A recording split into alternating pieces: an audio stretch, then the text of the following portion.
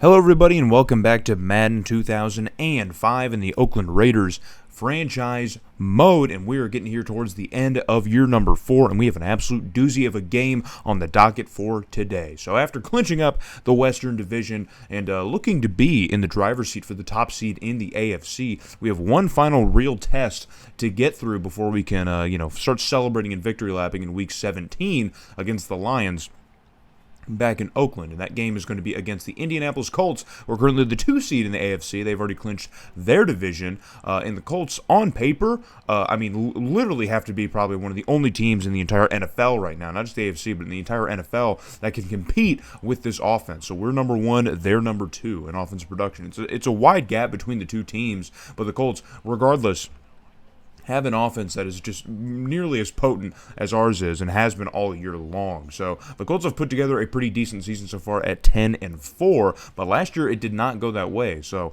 the Colts, for whatever reason, had a bit of a down year. Looking over the stats, I can't exactly tell why. It seems like everyone, at least, for the most part, the important guys like Peyton Manning, played a full season, or at least most of a full season, but for some reason the Colts finished 7-9 last year and missed the playoffs after making the playoffs in the first 2 seasons of The Sims. So it's a bit of a weird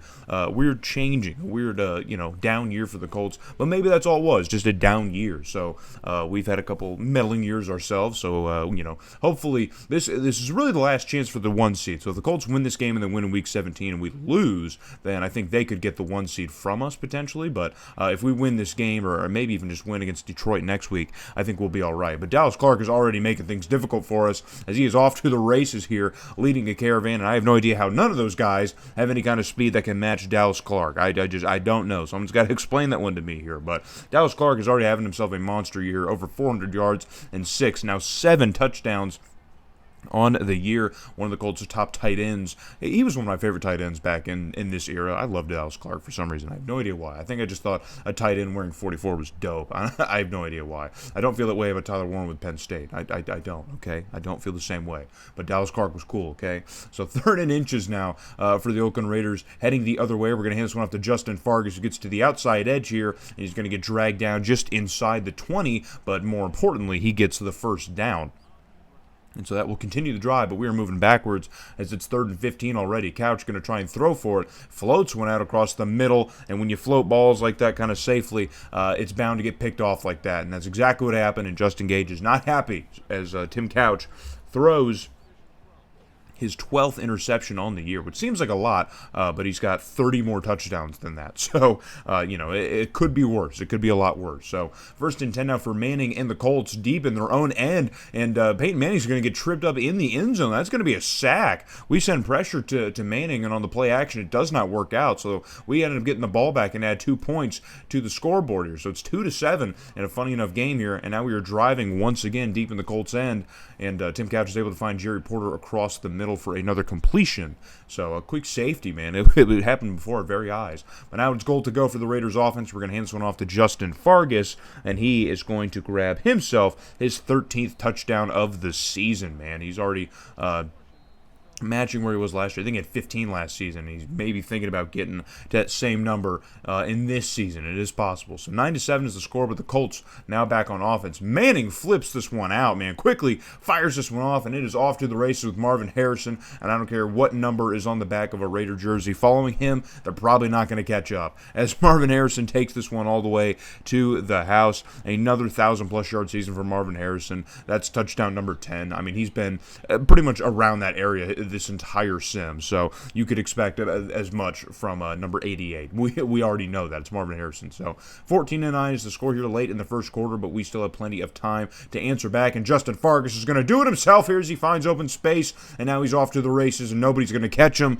and that is touchdown number 14 for Justin Fargas. And I was just saying, man, he was thinking about maybe matching last year's total, and it looks like that is a firm challenge. And look at that, man, throwing dudes out of their shoes. We haven't seen that type of production from Justin Fargas until last season, man. He's really just been on a tear the last couple seasons. He was trying to get paid, and then he got paid, and he's still performing well for us. That rarely happens whenever you pay your athletes. So 16-14 is now the score after 1 quarter of play, thanks to that Justin Fargas rushing TD. And now it's 3rd and 11 for the Colts offense here, starting off a couple minutes into the second quarter, but across midfield, and Manning fires this one across the middle, and that pass is going to be completed to Marvin Harrison.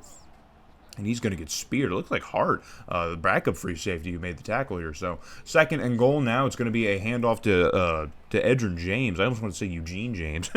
Eugene James. But Edgerrin James finally tapping into this game here and gets into the end zone for his only 4th touchdown of the year. He's got over 1,100 yards, but I had only 3 touchdowns heading into this game. So that's touchdown number 4 for Edgerrin James. Kind of a weird season for him, but he's definitely been productive for the Colts as far as rushing is concerned, but just hasn't really been seeing those numbers balloon in the end zone category, in the TDs area. So a completion gives us a 1st and 10 inside the red zone, and now we're going to hand this one off to Fargas so he can do his thing yet again, and that's touchdown number 15 as he gets into the end zone for another beautiful rushing attempt here. Look at this, man, on the counter.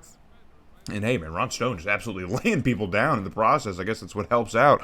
And Justin Fargas is able to just find that open running lane and gets in there. So 23-21 is the score here now under the 2 minutes, final 2 minutes in the first half. And Manning floats this one out, and that pass is going to be completed. I can't tell exactly. Oh, it's Edgerrin James out of the backfield who made the catch. It was a linebacker who made the tackle, so I would assume that it was a running back who was out there running a route, and it was. But 1st and 10 for the Colts now. They're going to run with the hurry up, and Dallas Clark cannot get his hands wrapped around the football as that one falls to the turf safely here. But he definitely had him open. Manning definitely had Dallas Clark open on that one. So 3rd and 10 already here. Manning's going to drop back and throw for it. Rolls out, and he's going to end up getting gobbled up by the pressure here as it gets home to him. And yeah, might as well do your push-ups, Warren Sapp. Make sure you get a little bit of that weight off of you. And so now the Colts are going to bring out the special teams unit and try and nail home this field goal, and the kick is good, 24-23. And is it still Vanderjagt that they have? No, I think Vanderjagt was 4, right? I don't know who's kicking for the Colts at this time. They might have gotten a new kicker, who knows. But 1st and 10 now for the Raiders here with just a minute left to go. We've already passed midfield, and that pass is completed to Jerry Porter at about the Colts' 20-yard line. They're going to mark it right about there, and it's a 1st and 10. Couch is going to get the boys back up to the line of scrimmage. Everybody's got to get set. No spike, just going to run with the snap here, and Couch gets absolutely clobbered as he gets rid of it. But Teo Johnson able to scoop that one off of the ground, but he's only heading backwards. So ends up being a bit of a negative play for the Raiders, but they're still going to try and run with the hurry up, and Couch is just going to try and throw for it once again. Has a little bit more time and sends a shot towards the end zone, and that pass is broken up. So it's going to bring up a 3rd down now, 3rd and 11, with just 32 seconds left to go in the first half. Couch going to throw for it once again. Has plenty of time again, and loads that same side of the field, and this time it is going to be completed, but he's going to be brought down just about a couple inches shy of the goal line. I think it was Justin Gage, and now everyone's getting back up to the line once again. Couch trying to get everybody set here on a 1st and goal. He's still going to take the snap and the shotgun for some reason, rather than just trying to hand it maybe to Fargas to try and punch it in, or just QB sneaking himself. But that pass is incomplete, so 2nd goal here. 15 seconds left to go. Couch still trying to get it in the end zone, and finally does. On like the 5th or 6th attempt, he finally finds Justin Gage in the end zone for another Raiders touchdown. So we take the lead 30-24, but the Colts with 5 seconds left, man, don't tell me. And Peyton Manning, after already getting the Colts up to midfield here, he gets another completion to at least get him in field goal range. And so the Colts are going to try and call a timeout and get a field goal off, and they do. So they're going to come within 3 points.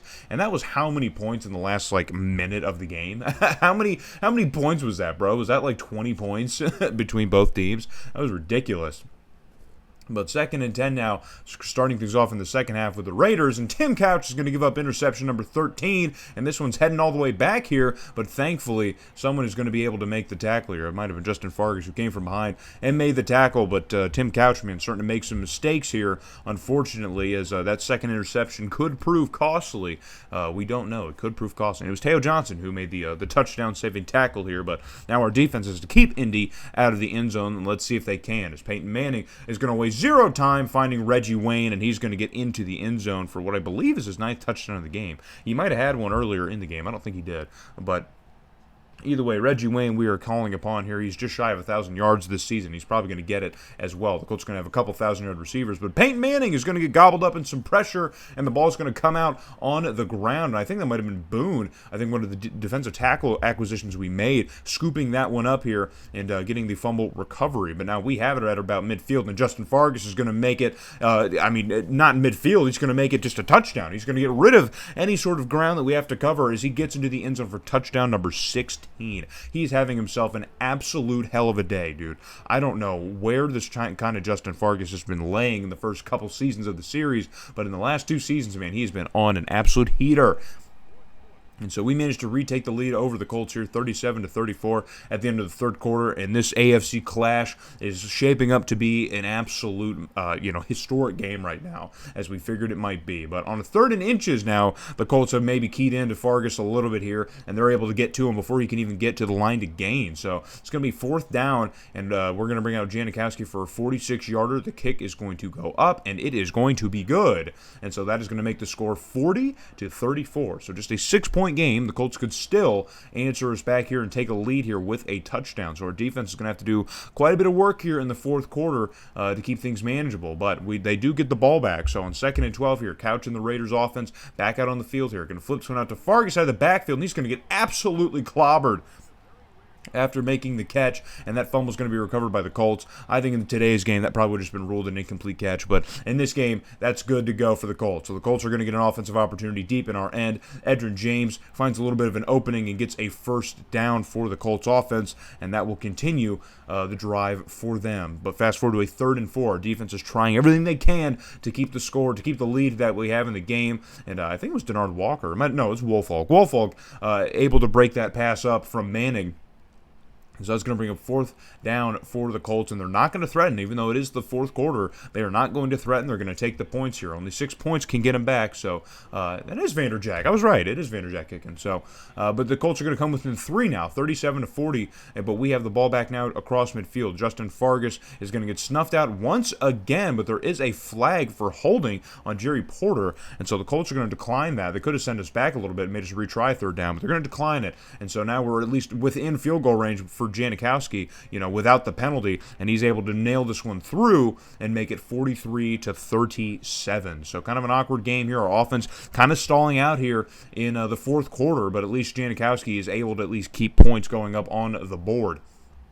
So now, a minute and some change left. It's 3rd and 15. The Colts are down to their final opportunities here, and that pass is broken up, and that's going to bring up 4th down. That's Denard Walker laying out for the incompletion, man. What a heroic play. But 4th and 15, the Colts down to their last play, potentially. They got to get the 1st down on this here. Manning going to go with the play action here. Going to zip one across the middle, and that pass is broken up. I believe by Napoleon Harris got in front of that one and broke that pass up, and that's going to be a turnover on downs with just a minute 13 left to go. We were able to come out onto the field and take some knees, and 46-37 is going to be your final score here in Indy in the RCA Dome.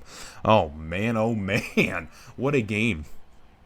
I did not think that this game was going to be such a back and forth. We haven't had a lot of those back and forth games so far this season. We've had a couple, or just games in which our opponent has been able to score, not at the same rate that we can, but they've put up a good amount of points still, and we've still managed to win, like that Bengals game. But a back and forth game like this, where we're really kind of battling in the trenches, is kind of a rare sight for this season. That was the story of last year, absolutely, but this year we've been a little bit more firm, offensively, and our defense has gotten progressively better. Not like worlds better, but, maybe not 32nd. How about that? Maybe not 32nd in the NFL, but I'm sure the ratings would probably disagree with me, but Tim Couch has a rare, or a weird rather, multi-interception game. It's not really great for him. Only 327 yards, so hopefully that's not a trend that we're going to start seeing here. But Justin Fargas, 186 yards and 4 touchdowns. I mean, what more can you say? Receiving touchdowns, there really wasn't a lot to look at or talk about. So Will Witherspoon with 4 TFLs, you'd like to see that. Woolfolk with the interception here, of course, one of our acquisitions. So the boys are doing good, man. And Janikowski's field goals really helped us get over the Colts at the end here. So I benched the starters in Week 17 against the Lions, and we still won. So I anticipated going 13-3. We ended up going 14-2 and easily lock up that top seed. But here are your wild card matchups now as we get into wild card round, because we have the 1 seed, guys. So we're not playing a wild card game. So we have to see if we're either playing the Chargers or Jets or Bengals or Patriots or, the seeding and whatnot. I think it's either the Jets or the Chargers we would probably end up playing, I believe. So we're going to sim through the round here and see what we get. So the Chargers outlast the Patriots in Foxborough. The Eagles absolutely handle business against the Redskins. The Bengals clobbered the Jets, so no rematch with the Jets. And then the Packers outlast the Cowboys at Lambeau. So we are going to be playing the Chargers once again in the postseason for the second straight year, this time in the divisional round. And so, hopefully to see you guys back here for that divisional round, and there are the rest of your divisional matchups in case you want to see. The Colts will be playing the Bengals, I believe. So when we come back, man, we will be playing the Chargers once again in postseason play, man. We're back in the playoffs for the second straight year, and the quest to make it back to the Super Bowl is it's within reach. So hope to see you guys back in Oakland when we host the Chargers in the playoffs.